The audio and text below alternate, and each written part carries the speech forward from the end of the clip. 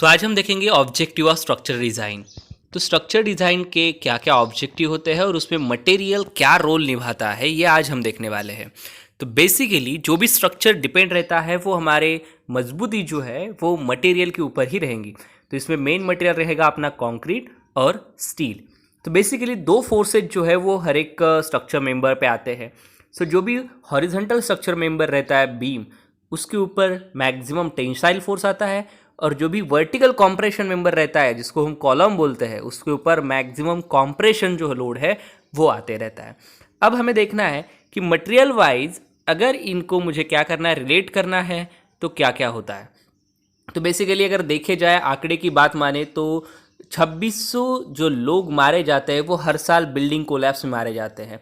ये सिर्फ इंडिया की बातें हैं कि क्या क्या होता है। तो 2600 लोग जो है वो सिर्फ बिल्डिंग कोलैप्स की वजह से हर साल हमारे इंडिया में जो है वो मारे जाते हैं।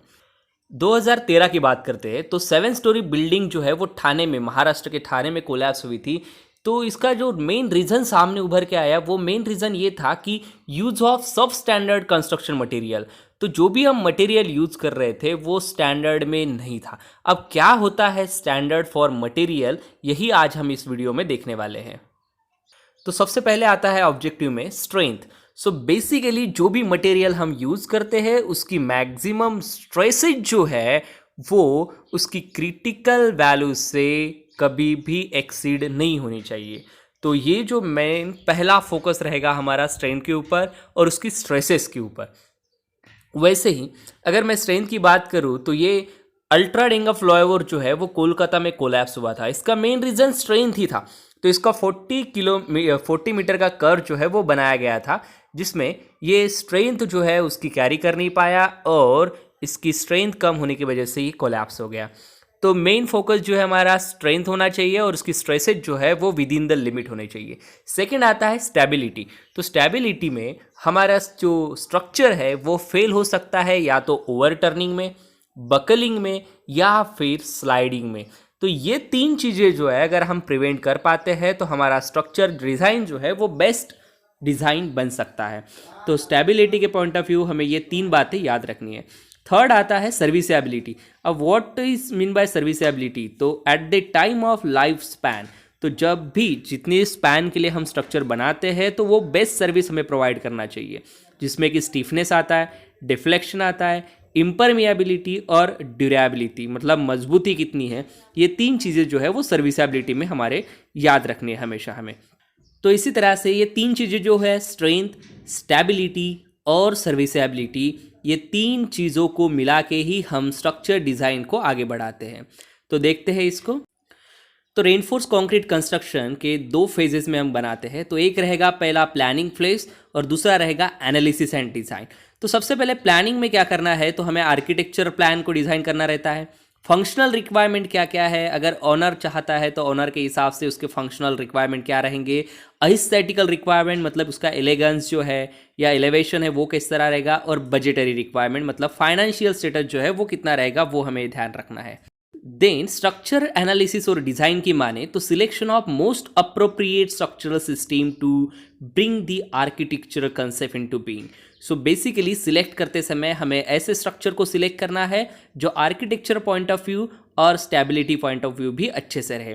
Then estimation of load on the structure, तो टोटल लोड जो आने वाला है स्ट्रक्चर के ऊपर वो हमें सबसे पहले पता रहना चाहिए। उसके बाद स्ट्रक्चर एनालिसिस, मतलब उसके ऊपर फोर्सेस कितने आ रहे हैं, मोमेंट कितने आ रहा है, ये हमें कैलकुलेट करना चाहिए। देन जो भी स्ट्रक्चर डिज़ाइन है वो एक्चुअल में उसकी साइजेस कितने आएंगे, मतलब कितने बाय कितने का बीम रहेगा, उसके बाद कॉलम कितने बाय कितने का रहेगा, उसमें कितने रेनफोर्समेंट यूज़ करेंगे, ये सब कुछ हमें स्ट्रक्चर डिज़ाइन में कैलकुलेट करना है। और सबसे लास्ट आता है सबमिशन ऑफ ड्राइंग।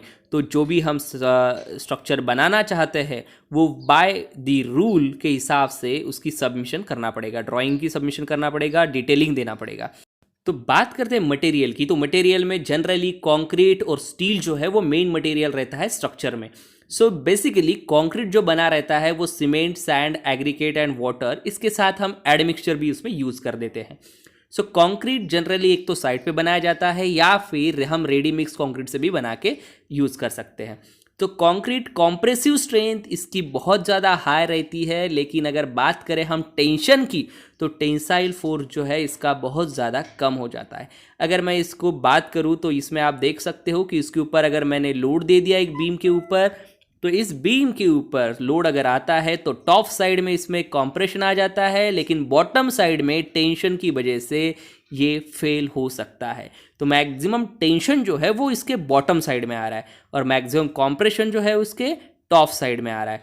अब क्योंकि मैक्सिमम टेंशन जो है वो कैरी कर लेता है स्टील, इसीलिए हम जो है कंक्रीट में स्टील बॉटम साइड में प्रोवाइड करते, क्योंकि मैक्सिमम टेंशन कहाँ पे आ रहा था, तो बॉटम साइड में आ रहा था। सो देयरफॉर अगर मैं कंक्रीट में स्टील यूज करता हूँ at the time of construction, so this is called as RCC, reinforce cement concrete. तो इसमें बोला गया है कि steel embedded in concrete called as reinforce steel. अब इसको क्यों यूज किया जाता है? सो इसमें मैक्सिमम जो रहता है वो फ्लेक्सर टेंशन के लिए, डायरेक्ट टेंशन के लिए और डायगोनल टेंशन को प्रिवेंट करने के लिए हम जो है स्टील इसमें प्रोवाइड करते हैं। जनरली स्टील जो है वो डक्टाइल मटेरियल यूज होता है, जिसकी कॉम्प्रेसिव स्ट्रेंथ जो रहेगी वो लेस रहेगी एज कंपेयर टू कंक्रीट, ठीक है, और इसकी मैक्सिमम टेंसाइल स्ट्रेंथ जो है वो ज़्यादा रहेंगी। अब बात कर लेते हैं इसके ग्रेड्स के ऊपर या फिर कौन से फैक्टर अफेक्ट करते हैं। So generally grade of concrete, characteristic strength of concrete, modulus of elasticity, tensile strength, creep, shrinkage and durability, ये कंक्रीट के कुछ फैक्टर है जो इसको अफेक्ट करते हैं at the time of design. तो बेसिकली फर्स्ट है हमारा ग्रेड ऑफ कंक्रीट। तो जनरली इसके बहुत सारे ग्रेड जो है हम यूज़ करते हैं एज पर रिक्वायरमेंट के हिसाब से। सो अगर मैं यूज़ कर रहा हूँ suppose M20 grade, so M20 that means what, so M is the suffix that is mix design और 20 क्या शो करता है, तो 20 शो करता है इसकी characteristic compressive strength after 28 days of curing. मतलब 28 दिन की क्यूरिंग के बाद अगर मैं 150 इंटू 150 इंटू 150 mm का क्यूब यूज़ करता हूँ तो इसको 28 दिन के क्यूरिंग के बाद जो भी स्ट्रेन देगा उसको बोला जाता है दिस इज कैरेक्टरिस्टिक स्ट्रेन। तो जनरली अगर M60 के अबाव यूज़ करते हैं तो उसको बोला जाता है हाई स्ट्रेन कॉन्क्रीट। M25 से लेके M55 तक स्टैंडर्ड स्ट्रेंथ कॉन्क्रीट रहता है और M10 से M20 तक नॉर्मल स्ट्रेंथ कॉन्क्रीट जो है वो यूज़ किया जाता है। कैरेक्टरिस्टिक स्ट्रेंथ क्या होती है? सो अगर मैं 150 इंटू 150 इंटू 150 mm क्यूब का अगर एक क्यूब बनाता हूँ तो उसको अगर मैं 28 डेज ऑफ क्यूरिंग करता हूँ तो वो प्रपोर्शन से जो भी मुझे आफ्टर 28 डेज ऑफ क्यूरिंग के बाद स्ट्रेंथ मिलती है उसको बोला जाता है characteristic compressive strength of concrete. अगर बात करते हैं हम टेक्निकल डेफिनेशन की, तो टेक्निकल डेफिनेशन ये कहता है it is defined as the strength of material below which not more than 5% result are expected to fall. That means what, so अगर मैं किसी भी कंक्रीट के ब्लॉक को अगर 20 न्यूटन पर mm² के लिए अगर डिज़ाइन करना चाहता हूँ तो उसका जो रिजल्ट है आफ्टर 28 डेज बाद वो 5% से ज़्यादा फॉल नहीं होना चाहिए। तो 5% से फॉल मतलब क्या, अगर सपोज मैंने 20 के लिए किया तो 20 का 5% दैट इज़ 1 न्यूटन पर, सो दैट इज़ मुझे आफ्टर 20 जॉब 19 न्यूटन पर mm² तो मिलना ही मिलना चाहिए। तो 5% से ज़्यादा जो रिजल्ट है वो फॉल नहीं होना चाहिए, उसी को बोला जाता है कैरेक्टरिस्टिक कॉम्प्रेसिव स्ट्रेन। अब बात करते हैं modulus of elasticity for concrete की। तो जनरली मॉडुलस ऑफ इलास्टिसिटी क्या रहता है, तो ये रहता है it is the ratio of stress divide by strain.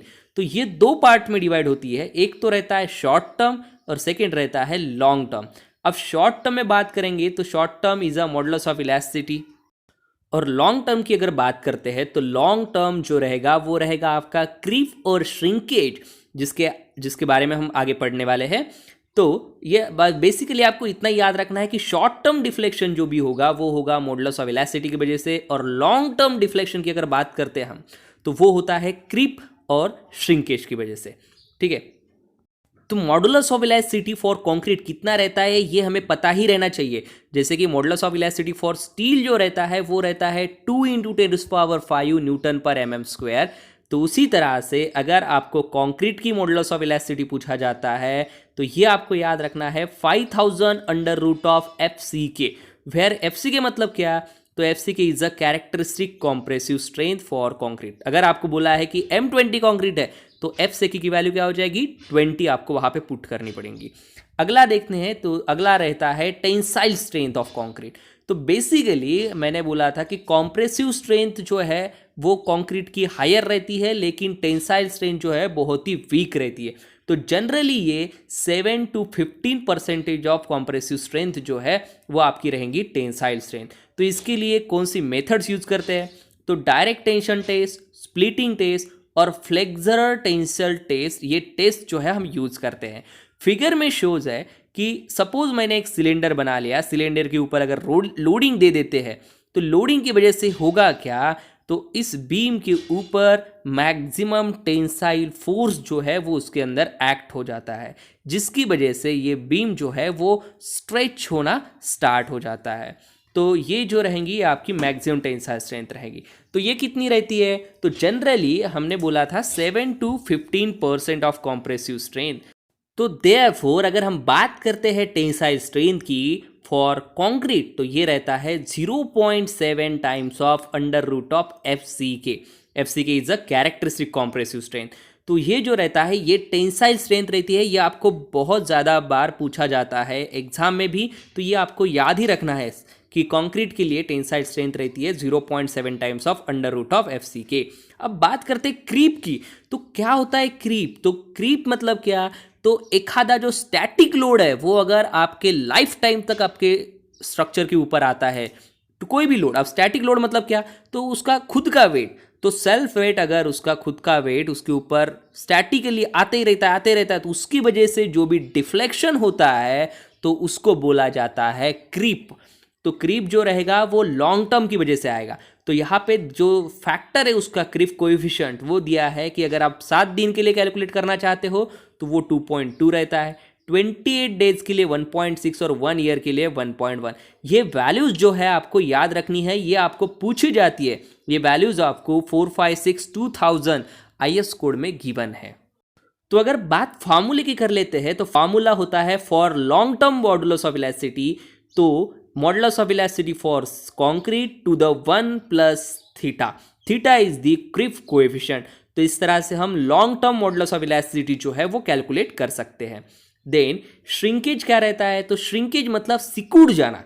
तो सिकुड़ना जो है वो क्या होता है कि अगर टेम्परेचर वैरी होता है या फिर वाटर लेवल का वैल्यू होती है तो उसकी वजह से जो हमारा कंक्रीट है वो सिकुड़ जाता है, श्रिंक हो जाता है हार्डन स्टेट में, तो इसको बोला जाता है श्रिंकेज। तो ये क्यों होता है, तो ड्राई श्रिंकेज कब होगा, reduction in volume of concrete. तो जैसे ही पानी की लेवल उसमें कम हो जाती है, पानी का परसेंटेज कम हो जाता है, तो कंक्रीट जो है वो सिकुड़ने लगता है, उसी को बोला जाता है श्रिंकेज। तो मिक्स में वाटर परसेंटेज तो रहेगा, लेकिन जैसे जैसे वाटर परसेंटेज कम कम होते जाता है कंक्रीट का, वैसे वैसे कंक्रीट जो है वो सिकुड़ने लगता है, तो उसको बोला जाता है श्रिंकेज स्ट्रेन। तो ये भी आपको पूछा जाता है एग्जाम में कि श्रिंकेज स्ट्रेन जो है वो कितना रहता है कंक्रीट में, तो ये आपको याद रखना है, ये रहता है 0.0003। देन नेक्स्ट फैक्टर जो आता है वो आते हैं ड्यूरेबिलिटी। तो ड्यूरेबिलिटी मतलब क्या होता है, तो रेजिस्टेंट टू एटमॉस्फेरिक एक्शन। तो अपना जो कंक्रीट है उसको क्या करना है, रेजिस्ट करना है एटमॉस्फेरिक एक्शन से, सो उसको बोला जाता है ड्यूरेबिलिटी। तो इसमें क्या क्या रहेंगे, तो इंटरनल फोर्सेस रहेंगे, जैसे कि अल्कली एग्रीगेट रिएक्शन, तो एग्रीगेट के साथ अल्कली रिएक्शन हो जाती है वाटर की, देन सॉल्टी वाटर के साथ भी रिएक्शन होती है, और देन रहेंगे एक्सटर्नल फैक्टर जो है वो इन्वायरमेंटल इफेक्ट, मतलब जैसे कि बारिश हो गया, धूप हो गई, ठीक है, बर्फ हो गया, तो इसकी वजह से जो भी अफेक्ट करता है वो जो है उसको रेजिस्ट करने की पावर, मतलब क्या, ड्यूरेबिलिटी। तो ड्यूरेबिलिटी किसमें कितनी होनी चाहिए, इसके लिए वाटर परसेंटेज कितना रहता है, तो ये सब कुछ आपको IS कोड 456-2000 में गिवन है, जो टेबल में यहाँ पे शो किया गया है। देन बात करते हैं स्टील की, तो स्टील में 2 फैक्टर रहते हैं, टाइप्स ऑफ स्टील और grade of steel.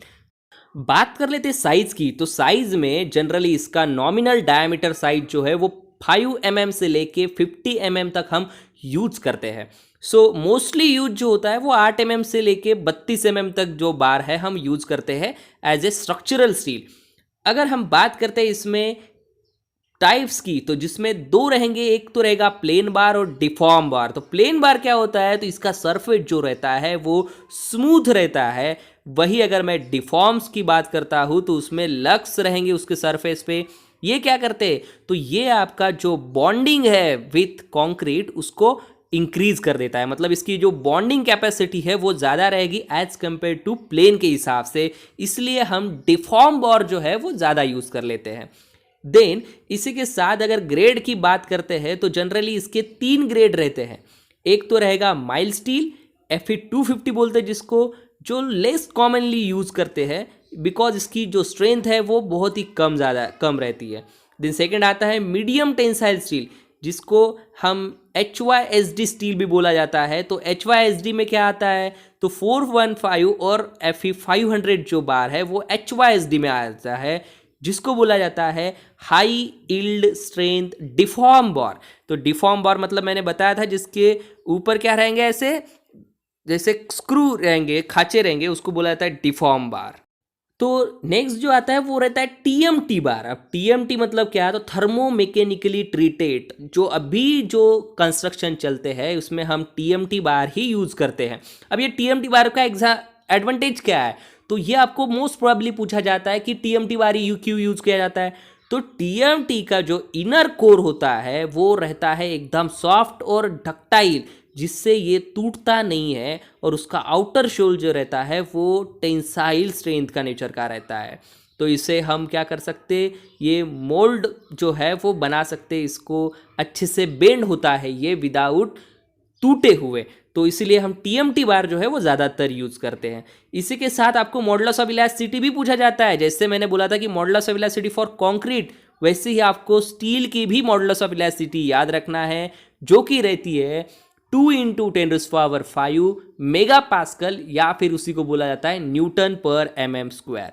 Same to same अगर आप इल्ड स्ट्रेंथ की बात करते हो तो yield stress is read eight 0.2% of proof strain. तो 0.2% ऑफ प्रूफ स्ट्रेन में वो कितना रहता है, तो दैट इज स्ट्रेन कितना, 0.2%, मतलब कितना, 0.002। तो आपका जो स्ट्रेन इन बार रहेगा या स्टील में स्ट्रेन कितना रहेगा, तो वो रहता है 0.002 प्लस Fy/Es। तो ये जो रहता है ये स्ट्रेन इन स्टील रहता है। स्ट्रेन इन कंक्रीट जो रहता है वो 0.0003 जो है वो कंक्रीट का रहता है। तो ये बात आपको याद रखने हैं। तो ये मेनली जो है वो हमारे मटेरियल के बारे में आज देख लिया है। तो आपको याद रखना है कि स्ट्रक्चर डिज़ाइन में जो मटेरियल होता है उसकी प्रॉपर्टीज़ क्या क्या रहती है और वो प्रॉपर्टीज़ कौन सी रहती है, आपको most of the time exam में पूछा जाता है उसकी प्रॉपर्टीज़ के बारे में। तो ये हमें पता रहना चाहिए। तो बेसिकली अगर अच्छा लगे वीडियोस तो लाइक शेयर करना ना भूले, साथ ही सब्सक्राइब करना भी ना भूले। Thank you.